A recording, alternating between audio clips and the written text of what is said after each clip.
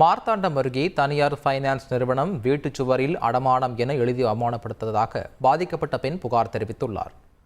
மார்த்தாண்டம் அருகே நட்டாலம் பகுதியைச் சேர்ந்த ரவிச்சந்திரன் என்பவர் வீட்டின் பத்திரத்தை தனியார் ஃபைனான்ஸ் நிறுவனம் ஒன்றில் அடமானம் வைத்து கடந்த 2016ஆம் ஆண்டு 4 லட்சம் ரூபாய் கடனாக வாங்கியுள்ளார்.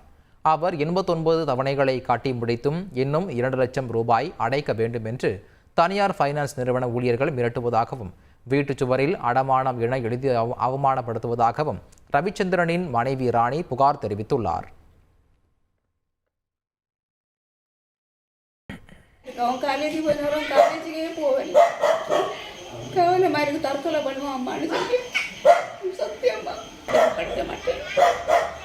இப்பவும் கூட்டாங்க உள்ள படுத்துறி கட்டாம விட்டா கூட சரி கட்டிட்டு இப்படி இவங்க கேவலப்படுத்தாங்க.